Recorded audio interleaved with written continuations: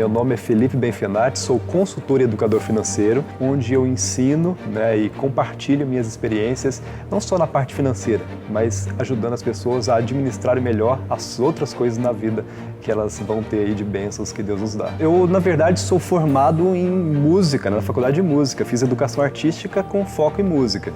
Com o passar do tempo, fiz alguns outros cursos e tal, e fui trabalhar. Quando eu cheguei no primeiro trabalho, eu gastava tudo que eu ganhava, porque eu tinha meus pais que, se eu passasse aperto, eu poderia ir atrás deles, que eles não iam deixar eu passar fome.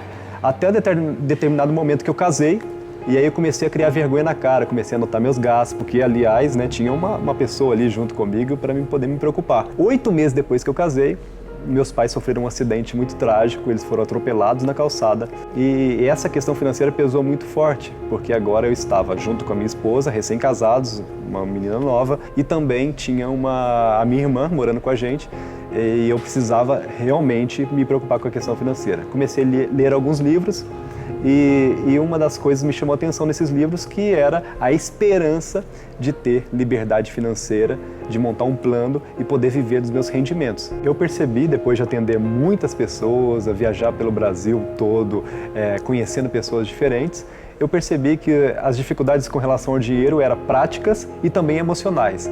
E pasme, mais de 80% das pessoas que eu entrei em contato era com relação ao dinheiro, com relação a crenças que a pessoa tinha com relação ao dinheiro, quanto eu preciso para ser feliz. O conceito de liberdade financeira, falando de maneira bem simplória, e de acordo com o que se prega por aí, é você simplesmente ter uma conta, um valor, um rendimento, um bem que te gera recursos suficientes para poder pagar suas contas. Eu já acredito num conceito mais amplo, mais íntegro da palavra, que é você ter o suficiente para você viver, com conforto e pagar suas contas, mas você ser uma pessoa mais agradecida e suficiente com aquilo que você ganha. E a gente acha que é uma coisa muito longe da nossa realidade. Mas na verdade, nós temos investimentos a partir de R$30, você já pode pegar um valorzinho de uma pizza que você vai comer no final de semana e investir num tesouro direto, por exemplo. Então é bem acessível.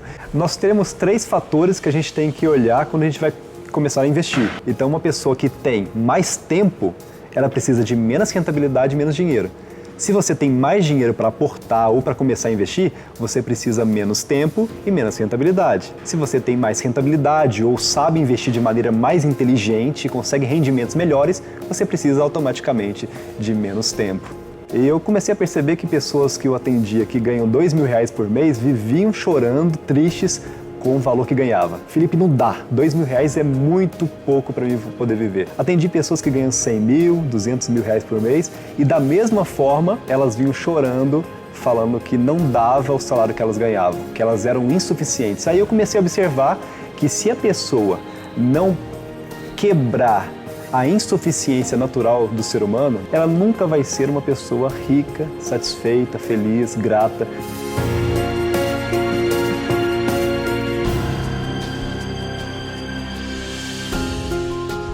Quando você pega um dinheiro seu, quando você tira do seu bolso, você está dizendo para si mesmo, o seu cérebro, que você é uma pessoa abundante e rica. Você está dizendo que o dinheiro que você ganha é mais do que suficiente, banca suas contas e ainda está sobrando para você abençoar o próximo.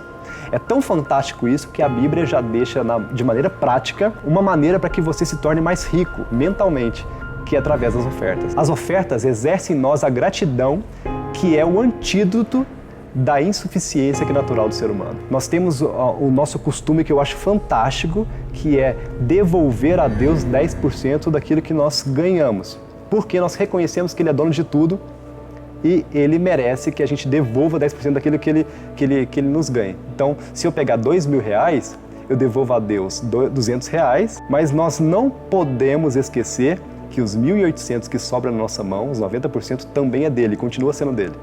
E nós devemos administrar os 1.800 de acordo com a vontade dele. Quando o faraó chama José para poder não somente revelar o sonho dele, para José revelar o sonho dele, e José também deu uma sugestão, José falou naquela ocasião que o faraó, se ele guardasse 20% dos cereais daquele período de vacas gordas que o Egito teria, durante o período que viria, do período de vacas magras, o reino do Egito teria abundância. Há mais de 4.000 anos atrás, a Bíblia já estava falando sobre investimento. Quando se trata de dinheiro, investimentos, esses assuntos, as pessoas com certeza, né, são levadas ou são impedidas de tomar uma ação pela ansiedade.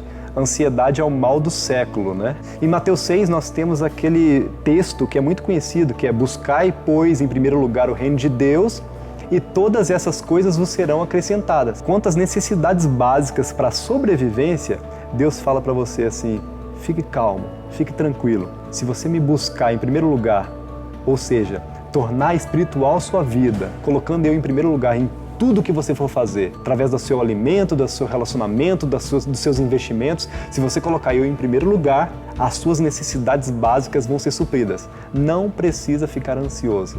Deixe a ansiedade de lado. Isso é fantástico, porque a gente pode colocar a nossa energia em outras coisas e parar de ficar tão ansioso, tão preocupado com relação ao futuro, com relação às necessidades básicas do ser humano.